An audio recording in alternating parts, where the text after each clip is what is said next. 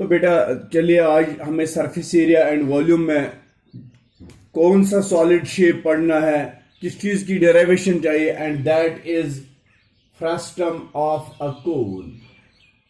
Frustum of a cone. तो आज हम ये डिस्कस करने जा रहे हैं what is frustum of a cone. सबसे पहले आप देखिए, it is frustum of a cone and I will draw a cone.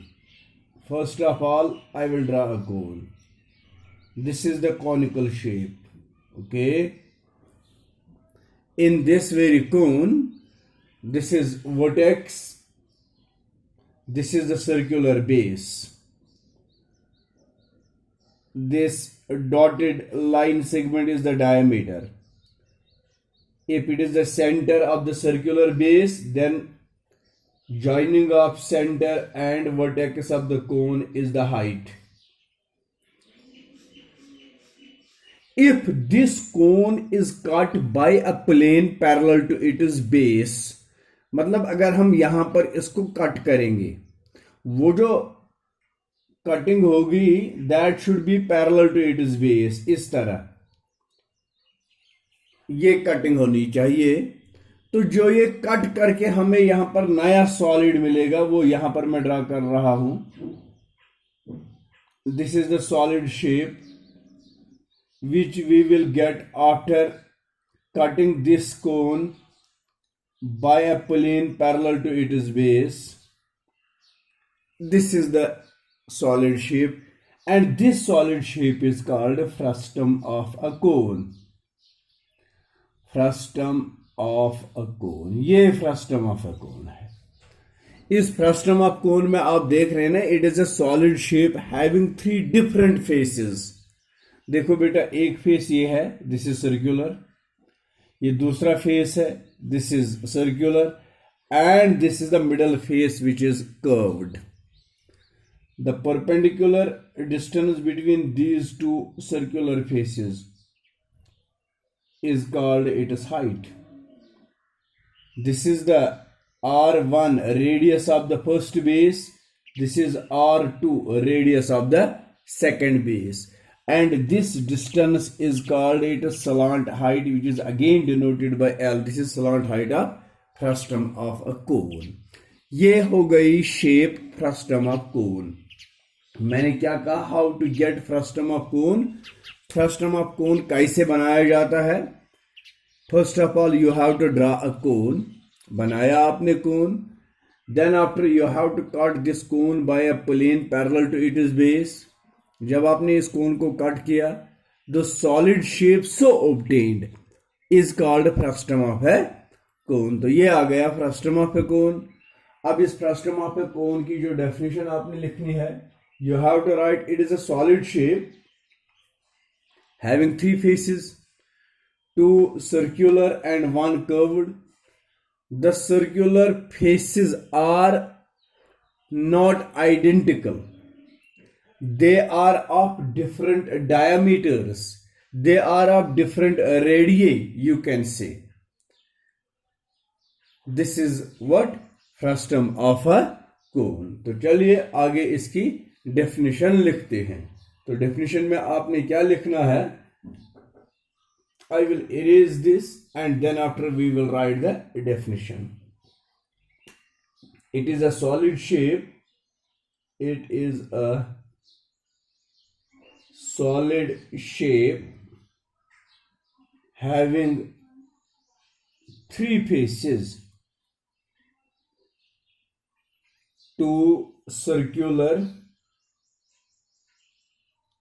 and 1 curved. 2 circular and 1 curved. The circular faces are unidentical. That is, they are of different,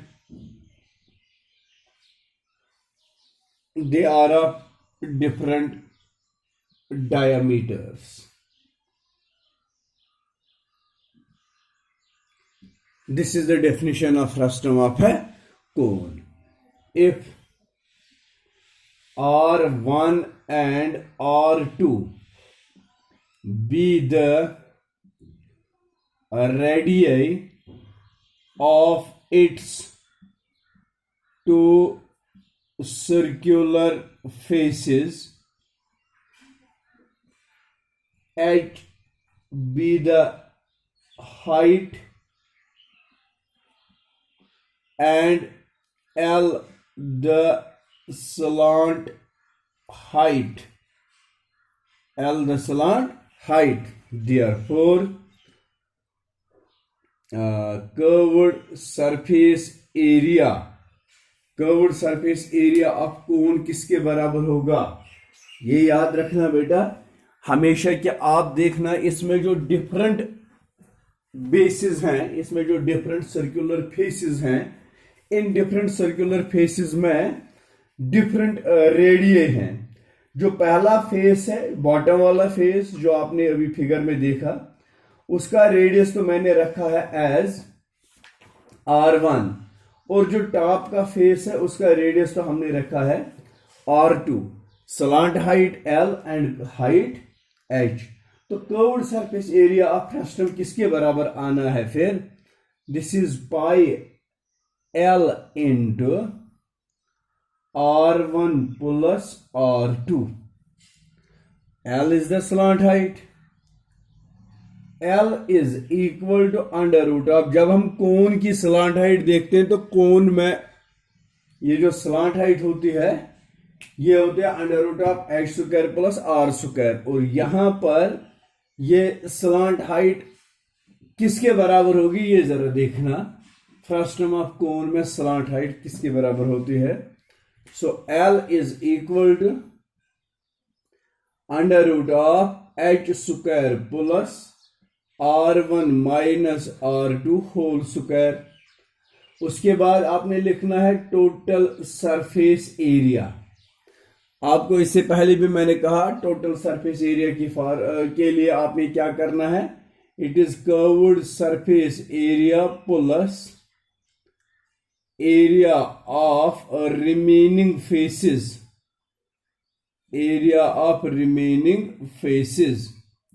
तो curved surface area हो गया. अभी जो हमने लिखा पाई L into R1 plus R2 plus remaining में अब इसके दो फेसेस हैं और दोनों सर्कुलर. पहले फेस का एरिया आएगा पाई R1 स्क्वायर और दूसरे का आएगा pi R2 square. Then you can write it pi L1 into R1 plus L into R1 plus R2 plus यहां पर भी आप पाई कॉमन कर सकते हैं. It is R1 square plus R2 square. उसके बाद वॉल्यूम लिखना है आपको, volume of frustum of cone. तो volume of frustum of cone होता है 1/3 pi H into R1 square plus R1 into R2 plus R2 square. तो ये फार्मूले याद करके आपने ये सॉलिड शेप के total surface area, curved surface area and volume को फाइंड करने की कोशिश करनी है. तो ये बेटा हो गया completion of all the solid shapes which you have here in class 10th syllabus. Now from the next video we will start how to solve the questions of these exercises. Thank you very much.